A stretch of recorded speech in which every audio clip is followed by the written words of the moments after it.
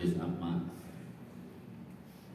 Insyaallah nanti Al-Baqarah bisa kita lanjutkan kembali.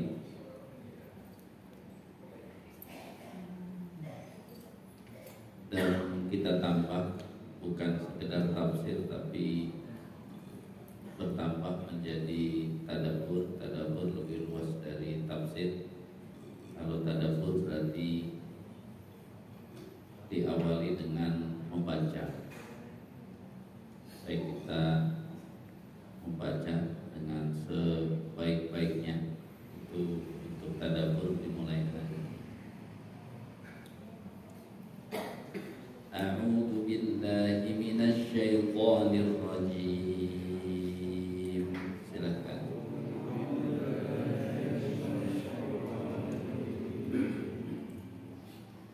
Bismillahirrahmanirrahim.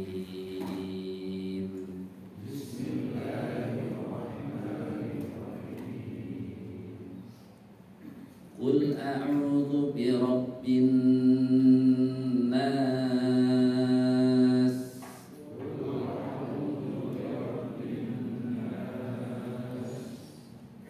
Malikin nas.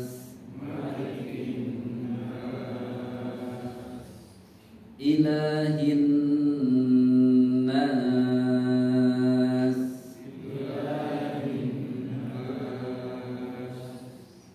Min syarril waswasil khannas.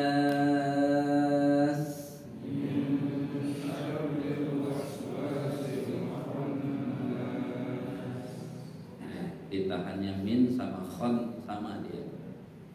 Min syarril waswasil khannas.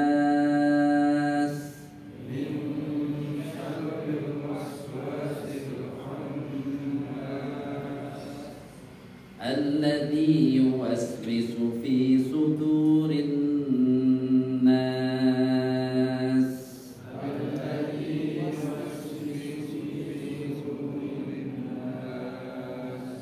Minal jinnati wan nas.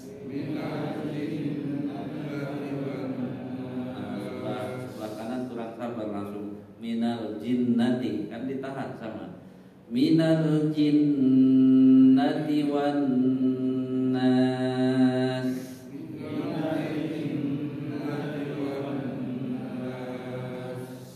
Ya, jadi kita harus disiplin membaca mana yang ya ikhfa, idgham bi gunnah itu jedanya sama ya, sehingga irama tetap ya, gunnah juga sama segitu, jangan buru-buru. Kul katakanlah a'udzu, aku berlindung bi kepada Rabb Tuhan an-nasi manusia, maliki raja, an-nasi manusia jamak ini nas, ilahi Tuhan yang disembah, an-nasi manusia, min dari syarri kejahatan, al-waswasi yang selalu berbisik-bisik, al-khannasi yang selalu bersembunyi, alladzi yang yuwaswisu dia berbisik fi di dalam suduri dada, an-nasi manusia, min dari golongan al-jinnati jin, wa dan an-nasi manusia. Ya mas sekalian, sebelum kita masuk ke tafsirnya, salah satu yang harus menjadi pokok utama itu kita harus mengerti dari satu surat ini tema besarnya atau tema utamanya. Nah, untuk surat An-Nas ini tema utamanya itu adalah perlindungan kepada Allah dari segala yang merusak agama. Jadi bukan sekedar di sini bisikan yang dimaksud itu adalah godaan jin. Tema besarnya adalah berlindung kepada Allah dari segala yang merusak agama.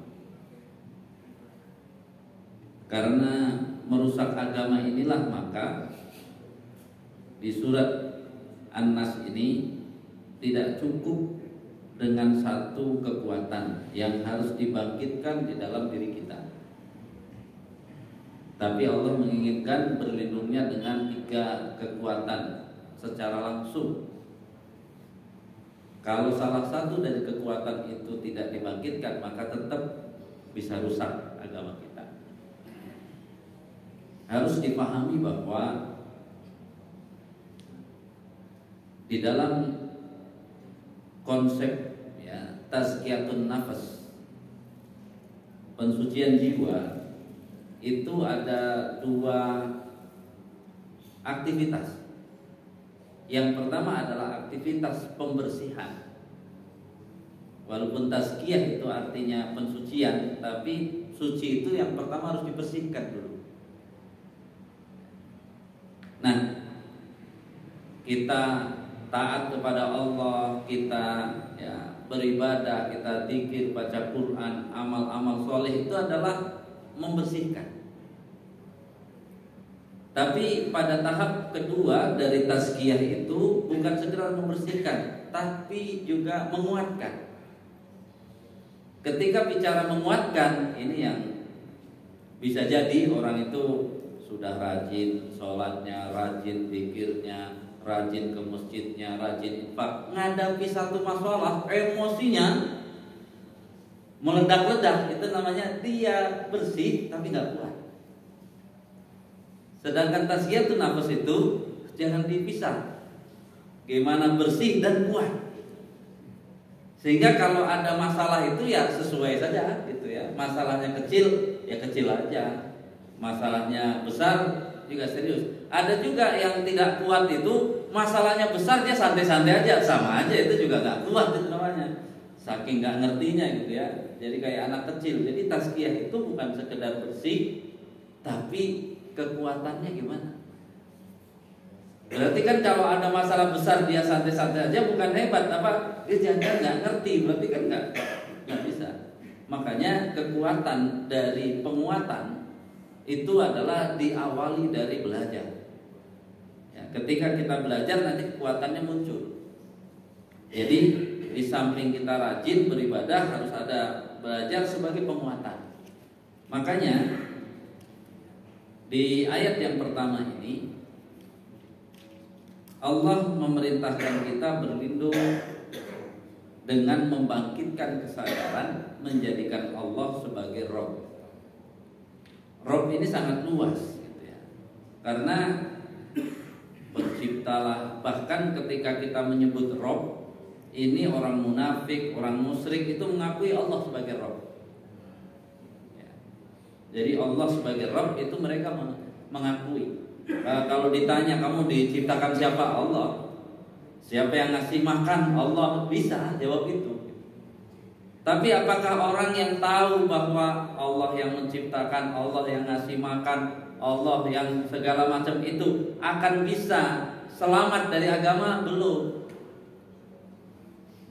Gitu ya. Jadi tidak cukup mendidik itu dengan ya sudah, yang penting saya sudah kasih tahu. Ya sudah kasih tahu, tapi itu baru memenuhi kriteria Rabbin Nas. Di ayat ini yang disebut An-Nas itu berarti manusia secara utuh. Manusia secara utuh, walaupun yang ditekankan kalau An-Nas itu ujungnya dari insan, berarti ketika bicara tentang insan ini, fungsi dari kesadaran ini adalah mempertahankan sisi manusia dilihat dari psikologis. Kalau pakai An-Nas, al-insan itu dari sisi psikologis. Artinya manusia itu akan ada keluh kesah, itu pokoknya rasa-rasa itu adalah al-insan. Jadi kalau basyar itu nanti dari sisi jasmani, fisik. Tapi kalau al-insan itu dari sisi tadi psikologis. Nah, yang lengkap sebagai manusia memiliki jiwa utuh nanti kalau menggunakan an-nafas. Maka untuk Rabbin Nas itu 2 tadi, perhatikan diri kita dari sisi penciptaan awal itu berupa fisik, masih kecil akan memperhatikan fisik. Makanya pendidikan boleh memperhatikan perkembangan fisik. Tapi fisik saat ini itu kalau kita pelajari itu kontennya itu sudah membuat kita berat memang. Karena yang dikenalkan hari ini ketika bicara Rabbin Nas, Robnya itu bisa hilang. Jadi kenapa kamu banyak duitnya? Itu jawabannya cuma rajin kerja aja. Oh, rajin kerja, saya nggak nganggur. Jadi nggak ada lagi hubungan antara sesuatu yang diberi dengan Allah itu kayaknya sudah apa? Ya kalau mau banyak duit begini, mau banyak begitu. Termasuk bahwa lagi kenapa kamu sakit? Saya kalau sakit, kalau orang kampung dulu belum minum prokol belum sembuh. Jadi seolah-olah sembuh itu hanya apa? Sugestinya cuma apa? Ya obat saja, tidak ada hubungan dengan Allah. Jadi itu PR. Orang-orang yang seperti ini sangat mudah melenceng. Karena apa? Di dalam pernik-pernik kehidupannya dia tidak menjadikan Allah ada di situ. Masih kalah sama orang musyrik tadi ya. Musyrik itu salahnya menyekutukan saja, tapi dia percaya adanya Allah, kekuatannya, cuman sayang dia menyekutukan. Makanya ini poin pertama itu adalah kesadaran tadi bahwa kita harus sampaikan juga kepada anak kita, keluarga kita, kalau kamu mau ya secara agamanya benar, maka kamu harus sadar bahwa hidup kamu hari ini di dunia ini itu ada ya kehendak Allah yang membuat kamu sendiri, dan ketika Allah menciptakan kamu berarti ada fungsinya juga ada. Kamu harus cari tahu fungsinya. Jadi hidup ini ada fungsinya, bukan nganggur doang, bukan buat main doang, bukan buat nonton doang, bukan buat santai doang, enggak, ada fungsinya. Itu kesadaran roh. Nah, pada tahap berikutnya, setelah menyadari tentang kekuatan yang ada dalam diri kita untuk melawan godaan, itu adalah kekuatan kesadaran adanya Allah sebagai Rabb. Yang kedua, diinginkan oleh Allah kesadaran menjadikan Allah sebagai Raja. Artinya, ini Raja ini kan hubungan dalam hidup kita. Namanya Raja itu kan kekuasaannya untuk mengatur. Maka yang disebut menjadikan Allah sebagai Raja adalah, ingatlah di dalam kegiatan sehari-hari ini, walaupun asalnya kita tidak belajar ketentuan hukum Allah, padahal dalam semua kegiatan kita dari tidur sampai tidur lagi itu harusnya kita ngerti ada aturan-aturan Allah. Para ulama kita sudah menegaskan, misalnya ulama yang membagi ilmu menjadi fardu ain dan fardu kifayah. Maka fardu ain anak kecil ya belajar sholat itu fardu ain, ya belajar itu fardu ain. Tapi bagi orang yang sudah ya berkeluarga, maka dia menjadi fardu ain mengetahui tugas-tugas yang harusnya dia mengerti. Dia fardu ain mengerti tentang kewajiban suami, kewajiban bapak. Terus dia jadi pejabat, dia fardu ain tuh ngerti aturan Allah tentang jabatan. Dia berdagang, maka fardu ain bagi dia untuk mengerti seperti apa berdagang itu. Jangan sampai dalam berdagang dia nggak ngerti aturan Allah. Kalau dagang cuman beli barang sekian dijual sekian, untungnya sekian, ya semua orang bisa. Tapi yang dimaksud malikin nas itu bukan itu, tapi kamu harus menguasai juga aturan-aturan Allah yang ada pada aktivitas yang kamu kerjakan. Kenapa demikian? Karena aturan inilah ya, setelah kita merasa bahwa tadi kita diciptakan Allah, ternyata di dunia ada aturan Allah yang harus kita penuhi. Baru kemudian pada tahap berikutnya itu ilahinna. Itu berarti kesadaran untuk melaksanakan ibadah kepada Allah. Jadi ada orang, saya nyadari Allah lah Tuhan saya yang menciptakan saya. Allah, ya saya nggak berani mabuk, nggak berani main wanita, nggak berani judi, nggak berani itu ya. Tapi saya nggak sholat, saya eling doang. Nah itu kan tetap itu nggak benar. Karena apa? Allah menyinggung semuanya, nggak bisa begitu. Jadi tidak cukup sosok baik, tidak melakukan perbuatan-perbuatan yang melanggar, tapi tidak melaksanakan perintah. Karena antara tidak melaksanakan perintah dan melakukan yang dilarang, itu dosanya mana lebih besar? Mana lebih besar? Melanggar aturan dan tidak melaksanakan perintah.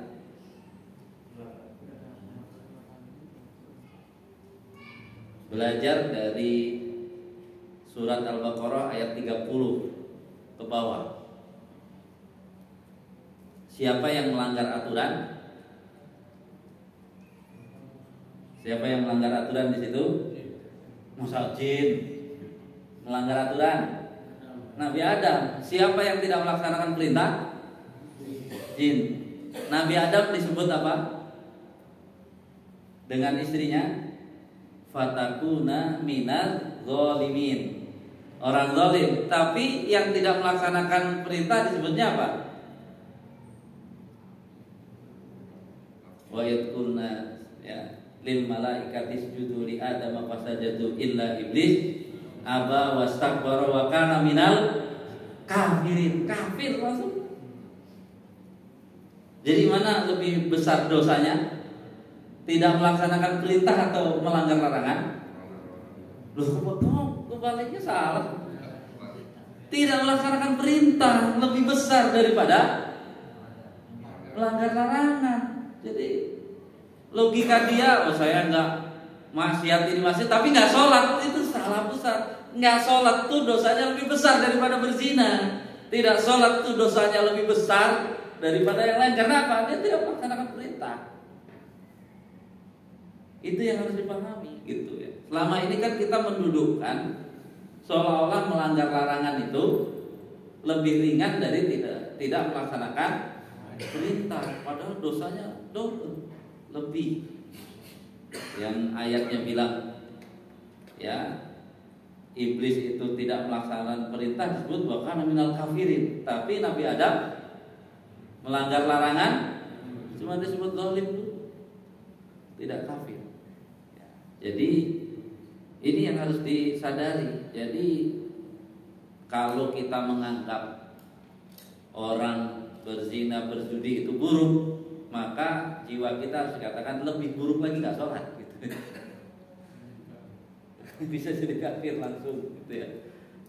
Karena dia tidak sholat, tidak puasa Ramadan gitu ya. Itu memang kita harus mulai dakwah itu begitu gitu, bahwa apa? Kamu benci sama apa? Sama orang mabuk tapi kamu nggak puasa, itu kamu jangan merasa lebih hebat gitu ya. Ya dua-duanya jangan, tapi kalau ditanya mana dosanya lebih besar, ternyata lebih besar yang tidak melaksanakan perintah. Jadi lebih besar dosanya. Makanya ilahin nas ini menjadi kesadaran dia. Kan kalau malikin nas dia melanggar aturan. Tapi kalau ilahin nas tidak melaksanakan perintah, kan ibadah, disuruh ibadah. Dia tidak mau beribadah. Pertanyaannya, orang kafir di luar kita, mereka sadar nggak kalau mereka merasa diciptakan Tuhan? Ada. Mereka di agamanya ada aturan, banyak nggak yang mematuhi aturannya?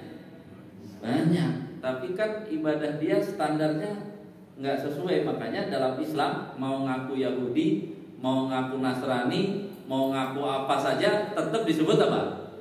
Kafir. Kafirnya karena apa? Jangan karena perbuatan jelek, karena tidak melaksanakan perintah. Jadi kata kafir itu nomor satu kita dorong, siapa saja yang tidak melaksanakan perintah itu bisa dimasukkan kafir. Tapi orangnya baik, ya kalau baik buruk dalam kehidupan kan tidak melanggar larangan atau tidak kalau itu. baik buruk dalam kehidupan sosial, tapi kafir itu nomor satu adalah apa? Tadi orang yang melanggar larangan tapi masih mengerjakan perintah kan paling dolim fasik sana nanti kan. Ancamannya belum langsung apa? Kafir. Dia bisa taubat, dia bisa itu karena dia masih belum langsung dicoret ya menjadi kafir tadi. Makanya ini kan dari yang umum ya, yang paling ringan kemudian menuju lebih berat, kemudian yang ketiga adalah yang paling berat. Jadi Rabbin Nas itu umum sekali, baru kemudian Malikin Nas itu pertengahan ya, tidak melakukan yang dilarang, maka Ilahin Nas itu adalah yang paling berat. Yang paling berat. Kenapa sholat ya itu menjadi ibadah yang paling menentukan dalam Islam? Ya karena dia paling berat. Kenapa disebut paling berat? Ya itu tadi, setiap hari. Nggak ada alasan, 5 kali sehari itu kan berat tuh. Makanya kalau ada orang, saya udah semua ajaran agama saya laksanakan kecuali sholat, wajar lah, yang lain-lain lebih ringan. Yang paling berat tuh sholat. Kamu harus disiplin. Kalau kamu belum bisa sholat jangan bangga dulu gitu ya. Masih penting latihannya udah bisa sholat, yang lain-lain belum, nggak apa-apa, karena sholat setiap hari ya, kesadaran setiap hari. Nah, jika tiga-tiga kesadaran ini tumbuh dalam diri kita, maka kita susah untuk dibelokkan oleh siapapun ya, oleh setan yang membisik, baik setan yang berupa ya jin ataupun setannya berupa manusia. Sama ya. Yang disebut pertama yang lebih ringan atau lebih berat? Lebih ringan. Di ayat ini urutannya yang disebut pertama lebih ringan. Jadi menghadapi setan bangsa jin lebih ringan. Sedangkan An-Nas berarti apa? Itu yang lebih berat. Maka kalau cuma jin saja itu sebenarnya nanti apa? Ya kekuatannya dengan ya berbagai literatur yang ada itu ya kalau jin cuma gitu-gitu aja. Dibaca doang, di ini ya udah nggak jauh. Cuman kan di dalam bisikan-bisikan hati kita itu ada manusia. Maka ini sangat berhubungan dengan kita membangkitkan kekuatan tadi. Dan kekuatan itu dasarnya adalah sejauh mana kita menguasai ya, apa yang telah Allah sampaikan kepada kita untuk menjalani hidup di dunia ini. Kan pertanyaannya begini, ini kan bicara tentang kasusnya, ini kan apa? Kasusnya tadi orang itu kalau tiga-tiganya gak bangkit, maka dia menjadi kafir. Dan kafirnya itu susah untuk diajak benar. Contoh kafir yang susah diajak benar di dunia ini siapa? Yahudi Israel kan gitu ya. Israel sekarang. Pertanyaannya kenapa?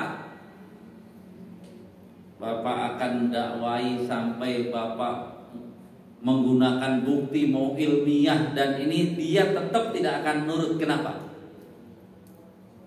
Ini kan harus ditanyakan. Jadi ada bentuk kekafiran yang di dalam ayat Al-Quran itu sal bani Israil kam atainahum min ayatin bayyinah.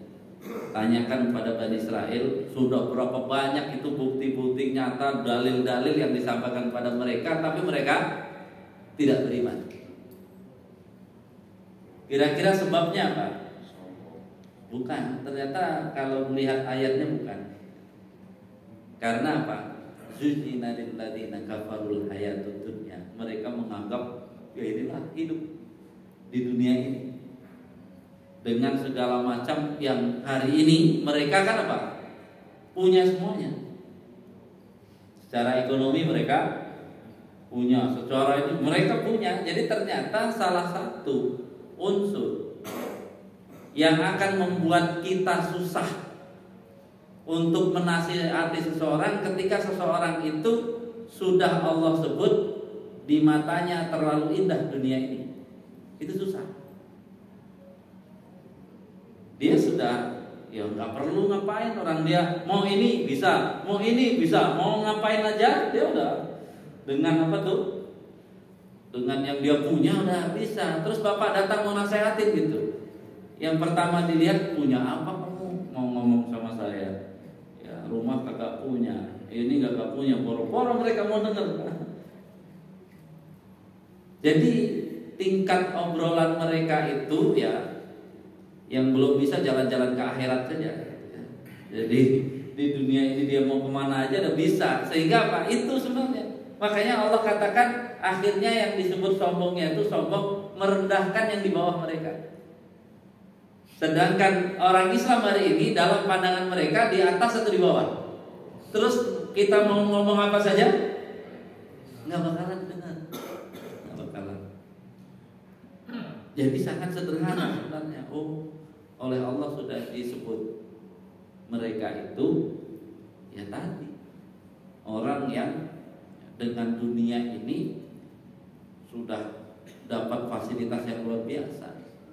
Nah, orang-orang yang kadang-kadang dapat dunia yang fasilitas luar biasa itu agak susah diomongin. Itu sebenarnya ini menjadi apa? Teori yang harus kalau dia hidupnya, kenapa sahabat saya akhirnya kita tahu kan? Kenapa sahabat Nabi itu hidupnya nggak mau kayak gitu? Karena mereka apa? Biar mudah diomongin gitu, biar mudah. Makanya mereka nggak terlalu gitu ya, nggak terlalu. Pokoknya cari aja, coba punya kawan yang duitnya lebih banyak, bapak omongin yang baik. Pasti biasanya apa? Udah susah gitu. Itu satu. Maka gitu ya, akhirnya kita kan nggak bisa apa-apa dengan hal-hal yang seperti itu. Maka Allah cuma mengingatkan kepada mereka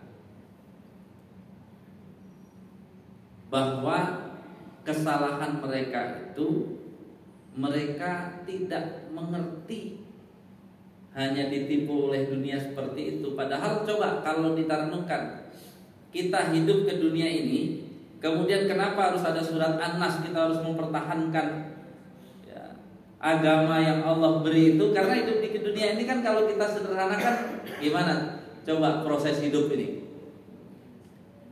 Orang lahir, sebelum lahir pas umur 4 bulan Allah kasih benih Islam. Dan tuh kemudian suruh hidup di dunia ini berapa tahun lah. Pas mati yang Allah tanya apa? Yang Allah tanya pas mati apa? Mana tadi apa benih yang dititip tadi?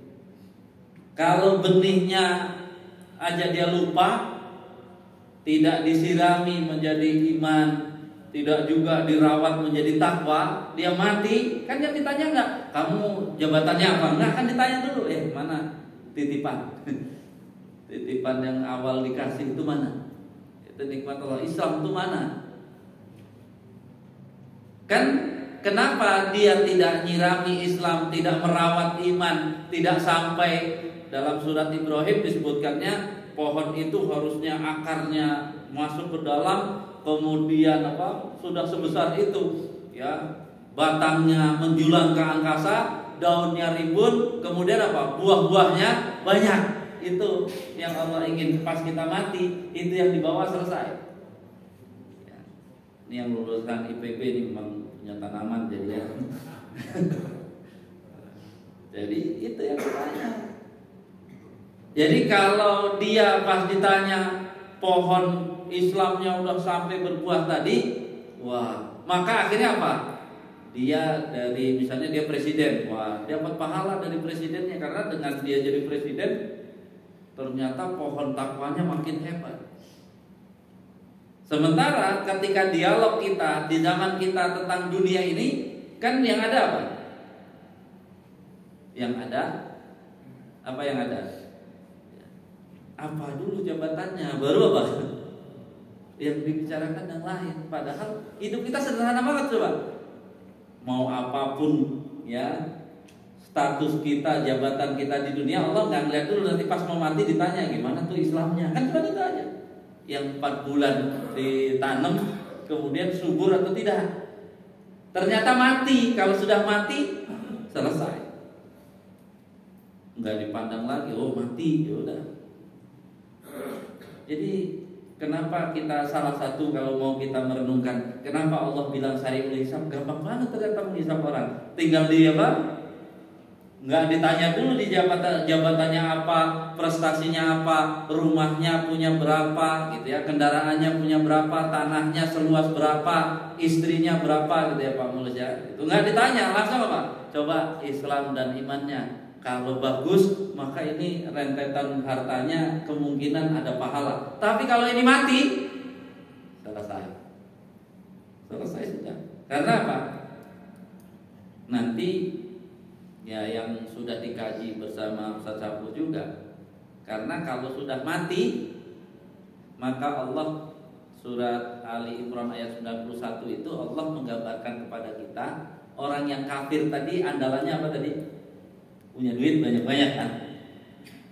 Orang kafir kena kasus di dunia, duitnya banyak, apa yang akan dia lakukan kalau kena kasus? Nyogok kan?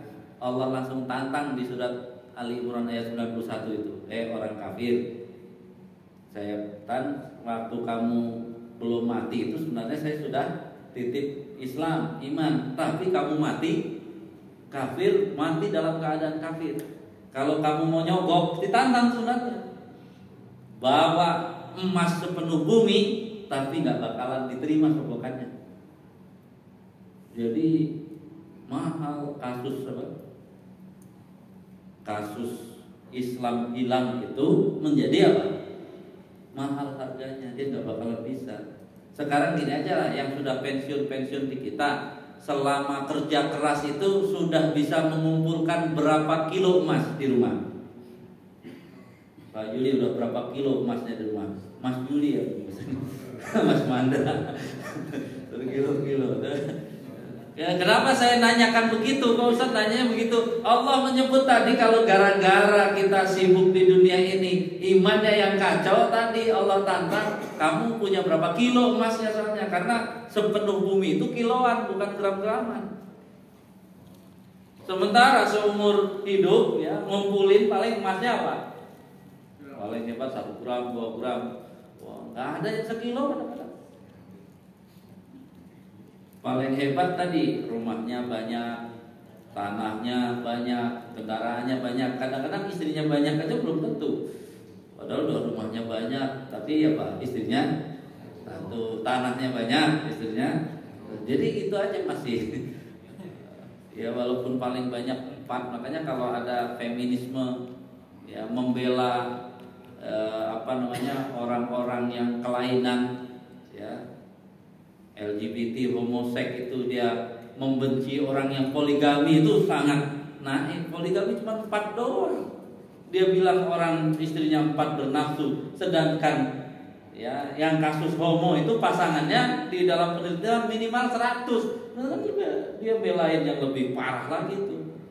Itu kasus ya Sinaga itu berapa tuh? 200 berapa coba. Jadi naudzubillah, makanya orang-orang itu menjadi orang bodoh tadi.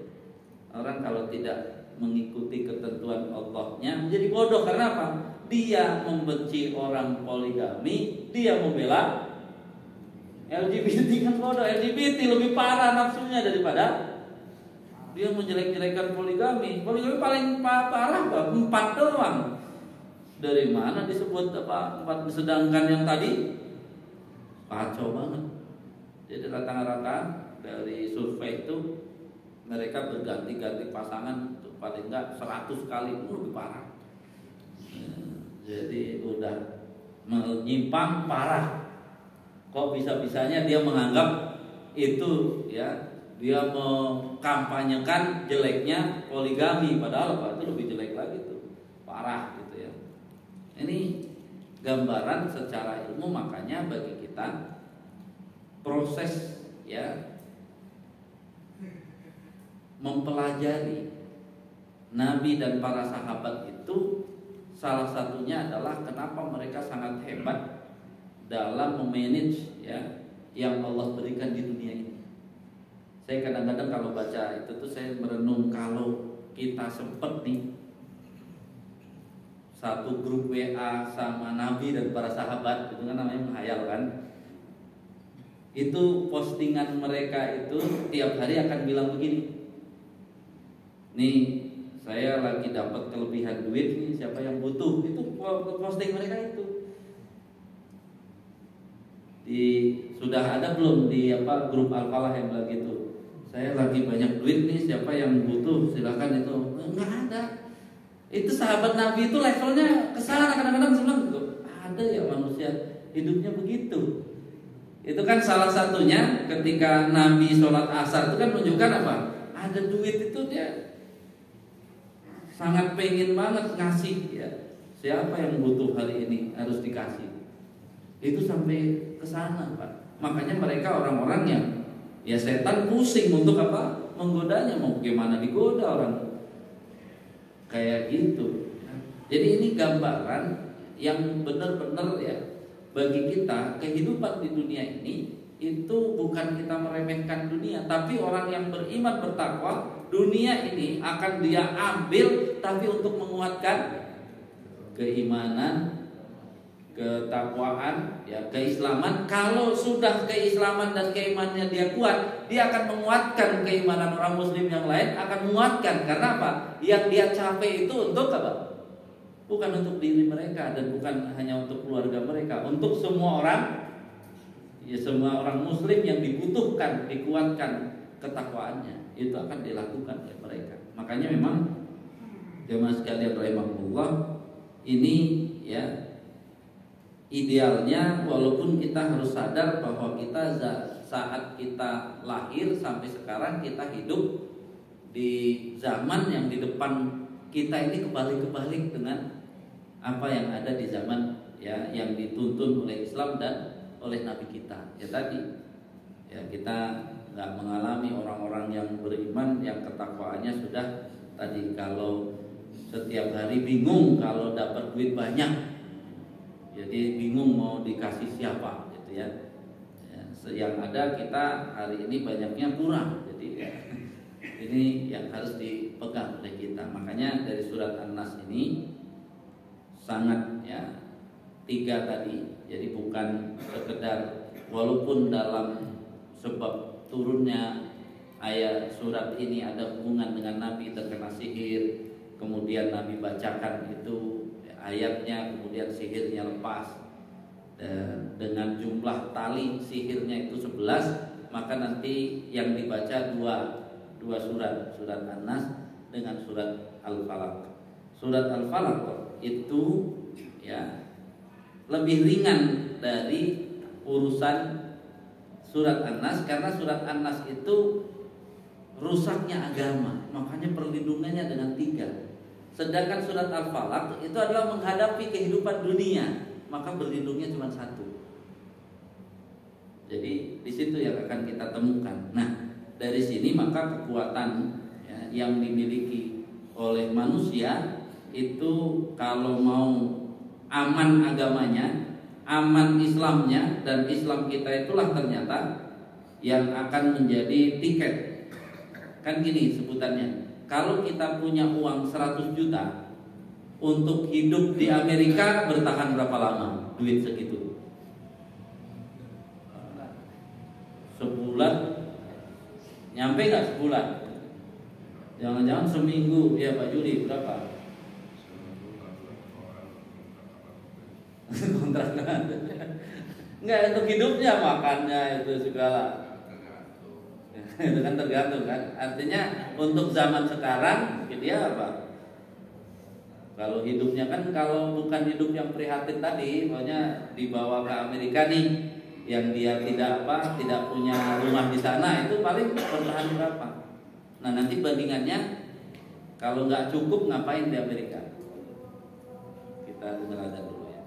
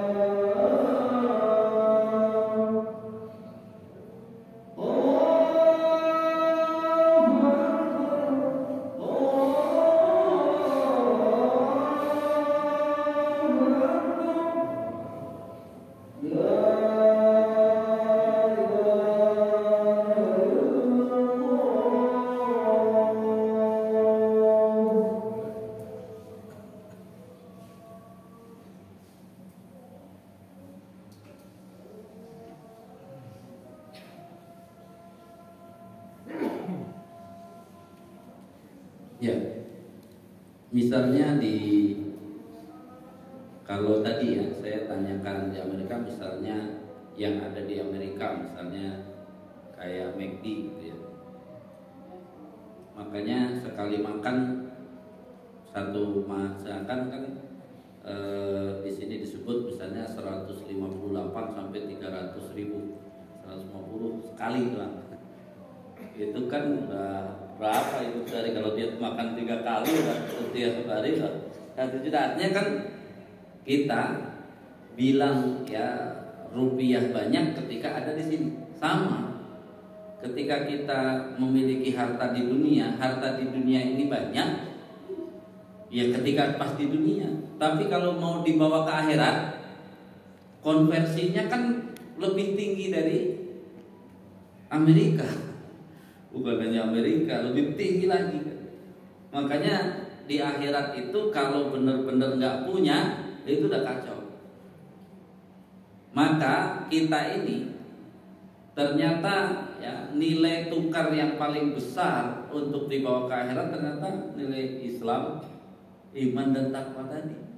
Bahkan tadi Allah katakan kalau dirupiahkan, kalau dihartakan lebih besar, lebih banyak dari emas sepenuh bumi. Sementara orang kaya di dunia nggak ada yang bisa mengumpulkan sebanyak itu. Maka berapapun pencapaian kekayaan di dunia nggak bisa untuk biaya makan di akhirat. Karena nggak ada biaya makan, maka yang gimana? Yang punya sewa di surga, bahkan bukan sewa, bisa beli di surga kan menggunakan hartanya berupa Islam, iman, takwa, baru dia bisa bayar tuh.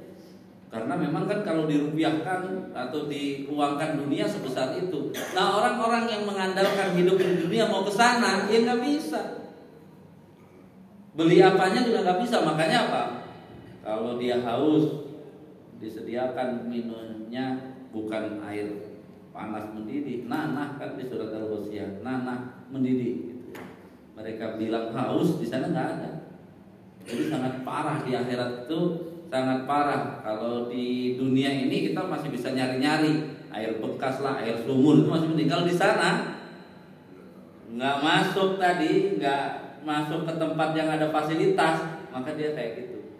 Lapar kata dia, ya udah cari makan yang di luar komplek itu, yang di luar komplek itu udah pohonnya berduri, jadi harus naik luka-luka, pas dapat buahnya dimakan kagak kenyang. Itu kan yang digambarkan. Ini kan menunjukkan apa? Maka Allah ya mengingatkan kita bahwa kalau secara perhitungan dunia, hidup di dunia itu kalau mau memikirkan surga harus siap susah. Karena kalau mau enak nggak bisa. Makanya kan kenapa ada ayat am hasibtum an tadkhulul jannah walamma ya'tikum ya masalul min qablikum massatkumul ba'sa wadh-dharra wa zulzilu gitu ya. Itu kan ditimpa kemelaratan, ditimpa kesusahan gitu. Sampai apa? Merasa susah. Itu sebenarnya bukan itu maksudnya. Maksudnya apa?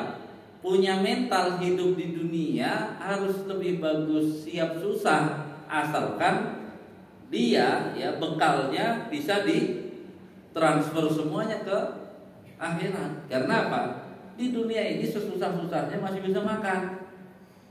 Di dunia ini sesusah-susahnya masih bisa minum. Kalau nggak percaya, Senin sampai Jumat ke Al-Falah, siang-siang lapar makan aja ada. Di akhirat nggak ada gitu nggak ada gitu. Yang nggak punya makanan itu, ya kan kalau lihat surat Al-A'raf mau minta bagi minum aja nggak boleh.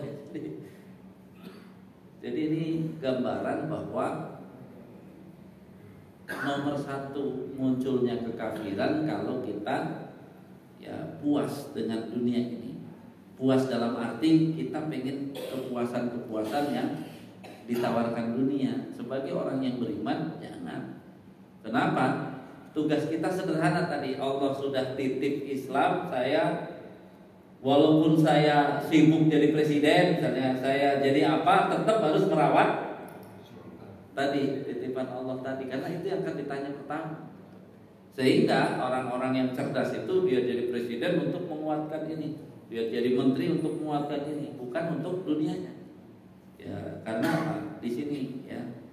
Makanya bagi kita di sinilah masalah hari ini. Kenapa kadang-kadang kita kurang greget dalam ya perjuangan dalam itu, kadang-kadang itu karena kita ingin enaknya di dunia. Terus setelah enak, pengen semua orang mengakui bahwa ini loh hebatnya itu karena dunia yang dimiliki, padahal tidak bisa, sama sekali tidak bisa gitu ya. Jadi makanya ya mas sekalian rahimahullah, mari ya kesadaran kita kalau mau aman agama kita harus tiga-tiganya bangkit. Kesadaran bahwa kita hidup diciptakan Allah dengan benar, kemudian kita ada tugas khusus. Setelah tugas-tugas ya sebagai manusia itu karakter alaminya sebenarnya adalah dari Allah, maka harus mengikuti aturan. Jangan mentang-mentang manusia pengen bebas tidak ikut aturan, itu udah lepas satu. Nah setelah ikut aturan, semua aturan dipenuhi, jangan lupa kewajiban-kewajiban yang Allah telah tugaskan untuk laksanakan. Karena itulah kekuatan yang membuat apa? Pohon iman kita menjadi, pohon Islam kita menjadi tumbuh baik dengan keimanan, dan target kita menjadi ketakwaan, sehingga kita masuk surganya langsung tanpa ya diperiksa dengan ketat karena sudah sampai kepada derajat takwa. Wallahu a'lam bishawab. Silakan ada bertanya. Ya silakan.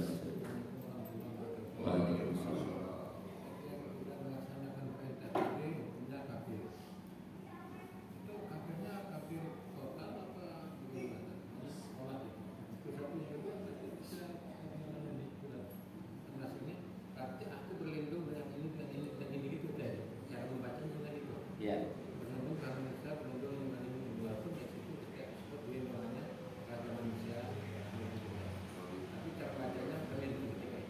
Iya, tiga-tiganya. Ya, yang pertama, kafir itu kalau dia nggak melaksanakan sholat, kemudian sampai mati juga nggak mau sholat, ya kafir total. Kalau dia dulunya nggak sholat, kemudian dia tobat, kemudian dia sholat, ya mudah-mudahan Allah mengampuni, tidak bisa. Cuman potensi. Jadi kalimat tadi kan menunjukkan lebih besar bahayanya gitu. Ya, sampai tadi itu potensi menjadi kafir, bukan langsung disebut kafir, tapi apa? Potensinya kafir dia gitu. Jadi kalau dia tidak melaksanakan tadi perintah, potensinya langsung kafir. Sedangkan kalau melanggar larangan, potensi awalnya cuma zalim. Makanya Rabbana dzalamna anfusana. Itu poinnya. Nah sedangkan berlindungnya itu ya memang itu ya lanjutannya bahkan tidak pakai uang. Jadi kul a'udzu birabbin nasi malikin nasi ilahin nasi. Jadi nggak pakai uang lagi. Berarti memang itu tiga-tiganya satu paket, tidak bisa dipisah. Walaupun di sini disebut ya membisikkan tadi bukan bisikan setan saja dengan bujukan yang tadi ya, tetapi ini benar-benar kekuatan agama kita bangkit, maka kita nggak bisa digoda. Tapi kalau kekuatan 3 itu salah satu lemah, gampang digoda. Salah satu aja lemah.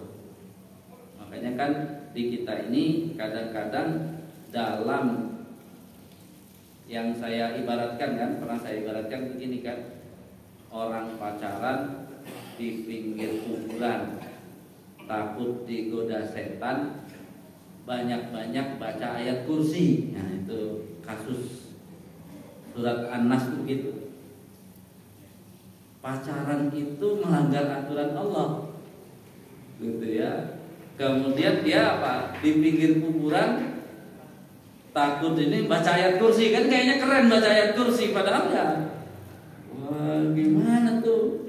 Setannya bilang enak aja sesama setan, jangan saling bacain ayat kursi. Jangan-jangan setannya juga baca ayat kursi biar saya nggak goda. Apalagi pacarannya laki-laki sama laki-laki, tambah kacau lagi. Ya. Jadi kita kan terkenal itunya kan. Jadi fokusnya hanya ayat kursi, seolah-olah ayat kursi untuk apa? Mengusir tadi, dia sampai lupa bahwa apa perbuatan dia setan juga. Jadi jangan salah tadi, makanya Rabbin Nas, Malikin Nas, harus tiga-tiganya harus rapi sehingga pas mengucapkan itu ya langsung kabur. Karena apa? Udah benar gitu ya. Kesadarannya benar, dia aturannya benar, ibadahnya benar, baca ayat kursi ya Pak, setannya kabur gitu. Jadi itu yang harus dipahami oleh kita, bahwa kita ini sering sepotong-sepotong. Kalau sepotong-sepotong tambah sesat. Nanti dia merasa aman gitu ya. Saya aman di sana baca ayat kursi. Ya aman ayat kursinya, cuman dosanya dia nggak aman gitu. Dosanya nggak aman. Jadi kalau katanya dulu nggak punya ongkos apa Ustaz Ahmad, yang di surat Yasin itu, orang dulu naik bis nggak punya ongkos baca itu kan sama aja kan.